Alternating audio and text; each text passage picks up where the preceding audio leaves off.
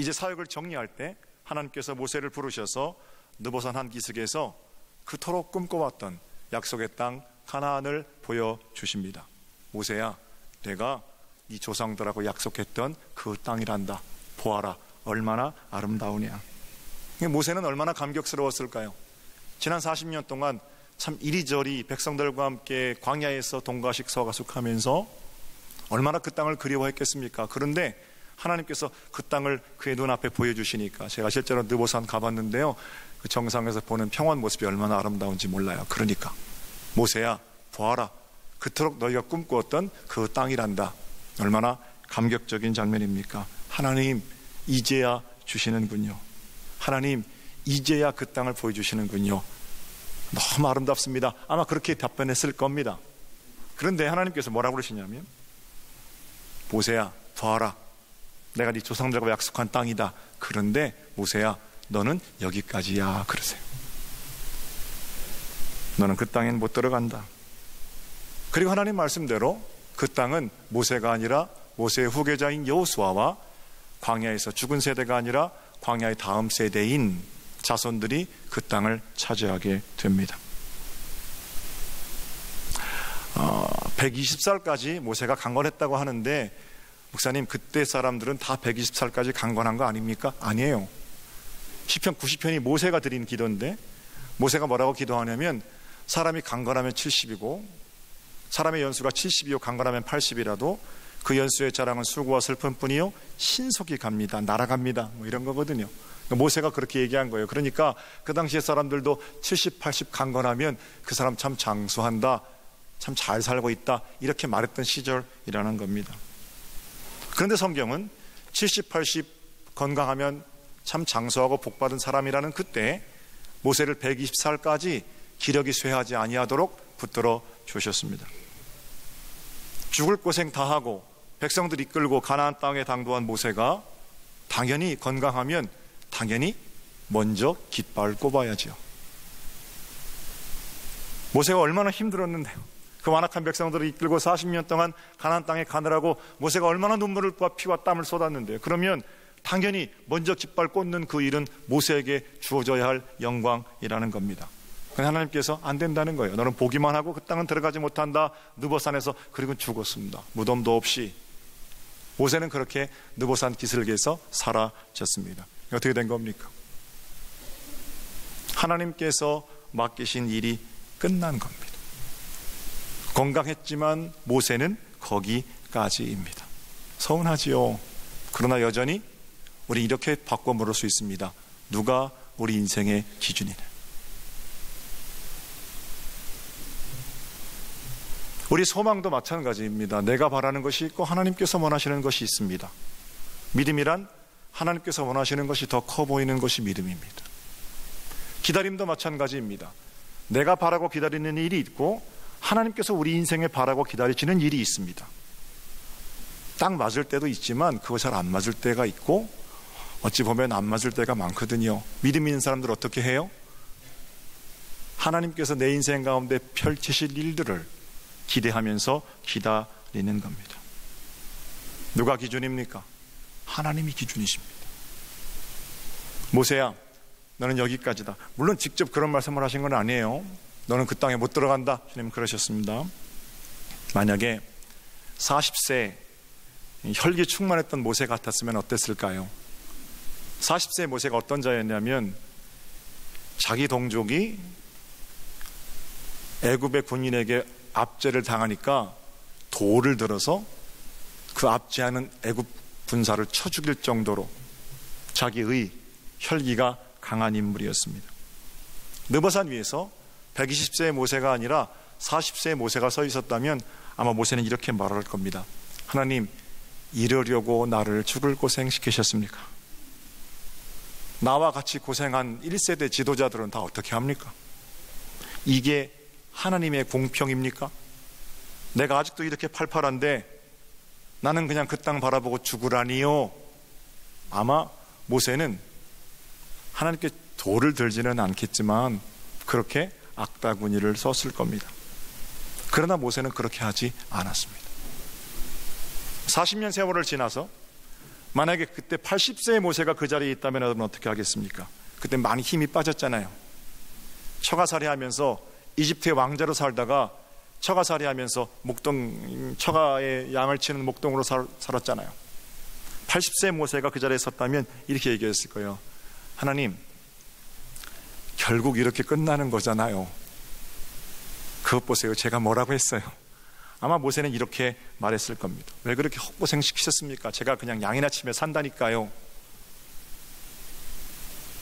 그러나 모세는 그렇게 하지도 않았습니다. 120세의 모세는 하나님이 안 된다 그러시니까 이런 반구 대꾸하지 않고 무덤도 없이 역사의 뒤안길로 사라졌습니다. 무슨 거창한 퇴임식을 하고 영광받고 박수받고 은퇴한 게 아니라는 거예요. 그럼 120세의 모세는 왜 그렇게 사라졌습니까? 알고 있던 거죠. 뭘 알고 있습니까? 주인공은 하나님이신 것을 알고 있었던 겁니다. 자기 의로 나섰던 40세의 혈기왕성한 모세도 아니고 자기 수치로 나서지 못하던 80세의 지림이 열렬한 모세도 아닌 거죠. 기준은 역시 살아계신 하나님이십니다. 사랑하는 성도 여러분, 여러분의 소망이 어디 있습니까? 아직은 그런대로 쓸만한 몸뚱아리, 이게 소망이십니까? 이곳저곳에서 배운 지식과 경험들, 그 경험들이 나를 더 나은 자리로 인도할 수 있겠습니까? 내가 애써 만들어 놓은 사회적 관계망들, 이런 것들이 나를 지탱해 줄 수 있겠습니까? 상황 바뀌어서 그런 것들이 나를 배신하지 않으면 다행이지요. 그렇게 믿었던 사람들도 돌아서는데. 그래서 우리 믿는 자들의 소망은 살아계신 하나님, 오직 한 분이신 줄로 믿습니다. 어느 자리, 어느 때, 삶의 어느 단면을 잘라봐도 오차 없이 일하시는 하나님, 그분께 소망을 둔 자들이 그리스도인들이라는 거예요. 아기 예수를 기다리는 대강절기가 시작되었습니다. 오늘부터 4주 동안 저는 기다림에 대해서 설교할 겁니다. 오늘 첫 시간으로 매년 드리는 말씀입니다만 우리 기다림의 내용을 점검합니다. 우리는 무엇을 기다립니까? 한번 따라해 보세요. 하나님 소망. 할렐루야.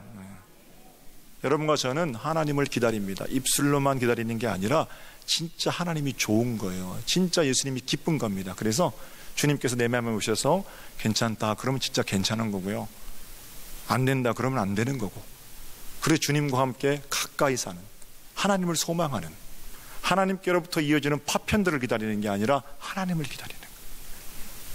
사람들은 무엇인가를 기다리면서 그렇게 삽니다. 지난주에 시험을 치른 우리 사랑하는 아들, 딸들은 합격자 발표를 기다리죠. 굉장히 간절한 기다림입니다. 그런가 하면 우리 권사님이 이제 40대 중반 후반이 되거든요. 그런데 지난주에 늦둥이를 낳았어요. 얼마나 그 축복받는 가정에서 장로님 가문인데, 그래서 저한테 지난주에 와서 다 기도받고, 목사님 기도해 주세요. 지난주 문자가 왔는데 드디어 예쁜 공주님이 태어났습니다. 딸이에요. 그래서 우리 교회에는 딸도 있으니까 얼마나 복되고 귀한지 몰라요. 기다리는 겁니다. 사랑하는 공주님이 태어나기를 기다리고, 군대 간 자녀 제대하기를 기다리고, 외국 나가 있는 아이 돌아오기를 기다리고, 그렇죠? 추운 겨울이면 따뜻한 봄바람을 기다리고, 무더운 여름이면 시원한 가을바람을 기다리고, 무엇인가를 기다리면서 백마탄 왕자를 기다리는가 하면, 그렇죠?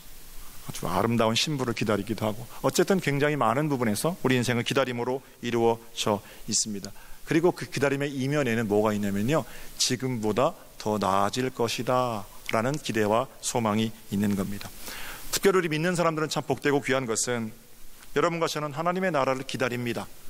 거듭 말씀드립니다만 예수 그리스도를 통하여 이미 우리에게 이루어진 하나님의 나라를 삽니다. 근데 말이 모순이잖아요. 이미 이루어졌는데 뭘 또 기다립니까? 동시에 이미 이루어졌지만 아직 이루어지지 않은, 이미와 아직의 긴장 사이에서 그리스도인이라는 거룩한 자존감을 가지고 하나님의 다스리심, 하나님의 통치, 하나님의 일하심, 완벽하게 내 안에 주어지는 하늘나라, 그 복된 것들을 기다립니다. 그동안 우리 기다림의 세월 동안 우리를 주장하는 것은 하늘 소망입니다. 천국에 대한 기쁨, 그거는 그냥 생명이 딱 끝나는 자리로부터 누리는 게 아니라 지금 여기서부터 하늘 소망 가지고 기쁨으로 살아가는 구체적인 힘인 거죠. 이 과정에서 꼭 기억하셔야 하는 것은 우리의 소망은 살아계신 하나님 한 분이시라는 겁니다. 하나님이 어떻든지 간에 모세가 120살까지 건강했다니까 나는 그저 100살까지만 건강하게 가게 해주세요, 이런 소망이 아니에요. 내가 기준이 되어 있는 유한한 소망이 아니라는 겁니다. 내가 합격하고, 내가 성공하고, 내가 돈을 벌고, 내가 건강해지고, 내가 존경받고, 내가 높아지고. 우리의 기도의 대부분의 내용은 그런 내용이거든요. 그런데 이런 유한한 소망들은 공통점이 있어요. 늘 다른 사람의 눈물 위에 세워지는 소망이에요. 늘 다른 사람의 눈물을 밟고 일어선 기쁨입니다. 그러니까 상대적인 기쁨이죠. 우리의 소망은 영원하신 하나님이셔야 합니다. 아직 눈물이 마르지 않았지만 하나님께서 이 눈물 닦아주실 거고, 아직 상처가 굉장히 아프지만 하나님께서 언젠가 상처를 싸매주실 것이기에 아픈 가운데에서도 하나님을 바라보고 노래하는 거고요.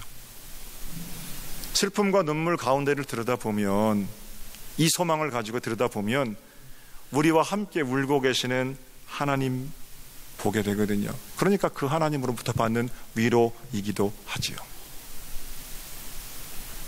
하늘 소망이 필연적으로 동반하는 덕목이 있는데 그 슬픔입니다. 슬픔 없이 기쁘기만 한 그런 싸구려 기쁨이 아니고요.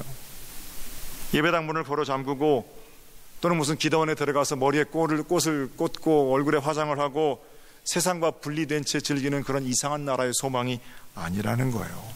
지금 눈물이 있고 슬픔이 있고 아픔이 있지만 그 현실 속에서 눈을 부릅뜨고 하나님을 소망하는 자들에게 주시는 하나님의 위로, 하나님 만나주시는 하나님의 어떤 만지심, 그런 것들이 믿음의 사람들이 슬픔 속에서 바라보아야 하는 소망인 거죠. 성경에 인물들을 여러분 다 한번 들여다보세요. 누가 그냥 초월의 꽃밭에서만 놀면서 하나님을 노래했나? 그런 사람 한 사람도 없습니다. 전부 문제가 있는 삶의 자리에서 살아계신 하나님을 보고 하나님을 노래하는 것으로 그들의 믿음을 드러냈다란 말이에요. 그런데 우리는 슬픔은 그냥 다 괄호 속에 집어넣어 놓고 기쁘기만 한 기쁨, 좋은 일, 내 마음대로 이루어지기만 하는 소망, 때로는 그것 때문에 40일도 금식하고 100일도 처리하고 그렇게 하는데, 정말 더 중요한 것은 슬픔 속에서 나를 부르시고 그 안에 모든 것들을 승화시켜 당신의 일하심으로 만들어내시려는 하나님을 얼마나 기억하느냐. 다시 본문으로 좀 가보면요, 사랑하는 지도자 모세가 느보산 한 기슭에서 사라졌습니다. 지도자의 부재입니다. 40년 동안 그 백성을 이끌었던 지도자가 사라지는 순간 백성들은 모세가 죽으리라고는 생각하지도 못했습니다. 불과 어제만 해도 믿기지 않을 정도로 건강한 분이셨거든요. 그런데 거짓말처럼 모세가 죽었죠. 죽은 모세의 지도자의 부재를 놓고 백성들의 모습이 8절입니다. 이스라엘 자손이 모압 평지에서 모세를 위하여 애곡하는 기간이 끝나도록 모세를 위하여 30일을 애곡하니라. 이스라엘 백성들은 슬펐습니다. 40년 동안 그들은 모세를 통해서 하나님을 만났거든요. 근데 하나님을 만나는 통로가 없어졌어요. 그것도 갑자기 없어졌습니다. 시름시름 앓다가 우리의 마음으로 죽음을 준비하고 있다 없어진 게 아니고 하루아침에 어제까지 건강하다가 그냥 없어졌어요. 슬프죠? 30일 동안 울면서 지도자의 부재, 모세의 죽음을 애곡했다라고 말합니다. 멘토가 사라진다는 건 슬픈 일이에요. 1999년도에 제가 결혼했는데 제 결혼 주례를 해주신 분은 안양교회 고 백문현 감독님이십니다. 돌아가셨습니다. 감독님이 여러 가지 일 때문에 어려움 겪으시다가 돌아가셨는데 그 안양교회를 경기연회에서 제일 큰 교회로 부흥시키신, 물론 하나님이 하신 거지만 통로가 되셨던 분이시거든요. 장례식에 참석했습니다. 예배당에서 장례를 하는데 성가대원들이 관이 들어오는 교회 입구로부터 예배당 앞자리까지 쭉 도열해서 고생과 수고가 다 노래를 부르는 거예요. 근데 다 이 목이 메어서 노래를 부르지 못하더라고요. 40년 동안 감독님과 함께 동행했던 그런 일들을 기억하면서 저도 마지막에 설교 듣고 많이 울기도 하고 은혜 뵙고 싶기도 하고 그러면서 기쁘게 보내드렸습니다. 물론 오래전 일입니다. 지도자를 보낸다는 거예요. 사랑받고 있는 사람 또는 그를 통해서 하나님을 만났던 기억들이 있는데 그 통로가 사라진다는 건 굉장히 슬픈 일이죠. 게다가 지금 성경에 나와 있는 인물은 백 감독님 정도가 아니라 모세잖아요. 같이 먹고 마시면서 그 어려움들을 겪어왔는데 그 모세가 없어지는데 얼마나 백성들이 슬프겠습니까? 소망이 끊어진 것 같겠지요. 그런데 성경은 매몰차게도 8절에 모세가 그렇게 죽음, 7절에 모세가 그렇게 죽었고 8절에 백성들이 애도했고 그리고 9절에 바로 이렇게 이야기합니다. 9절을 볼게요. 모세가 눈의 아들 여호수아에게 안수하였으므로 그에게 지혜의 영이 충만하니 이스라엘 자손이 여호와께서 모세에게 명령하신 대로 여호수아의 말을 순종하였더라. 지금 여호수아는 모세의 후계자인데 여호수아의 이름을 전면에 등장시키기가 민망할 정도로 모세와의 즐거웠던 추억이 아직 사라지지 않았거든요. 그런데 아주 매몰차게 바로 여호수아의 이야기를 하고 있습니다. 하나님께서 당신의 역사를 이어가시는 겁니다. 그럼 희망이 어디 있는 겁니까? 모세에게 있는 것 아닙니다. 아무리 위대한 지도자였다고 할지라도 모세를 보내시고 데려가신 여호와 하나님만이 희망이십니다. 여호수아는 역동성 있게 힘차게 사역했을 겁니다. 사람들은 어쩌면 그의 젊음을 더 좋아했을지도 모릅니다. 희망이 어디 있습니까? 여호수아의 역동성에 있습니까? 천만에요. 여호수아를 보내신 하나님, 그도 이제 하나님께로 돌아갈 터인데 여호수아를 데려가실 하나님. 소망은 원숙한 경험 가운데 있는 게 아니고 싱싱한 젊음 가운데 있는 게 아니고 경험과 젊음을 허락하신 영원하신 여호와 아버지 하나님께만 소망이 있다라는 거예요. 실제로 많은 부분에서 우리는 눈앞에 보이는 것들을 소망으로 착각합니다. 일이 잘 되면 하나님 살아서 역사하시는 것 같고 일이 잘 안 풀리면 하나님 왜 이러세요? 그러거든요. 하나님 혹시 주무시는 건 아니죠? 별별 생각이 다 듭니다. 제가 완곡하게 말씀드려서 그렇지 지금 방송 녹화 중이라서 어떤 영박하게 말씀을 드립니다만 하나님 이게 뭡니까? 이렇게 하나님께 대들 때도 참 많아요. 그러나 여러분 기억하셔야 할 것은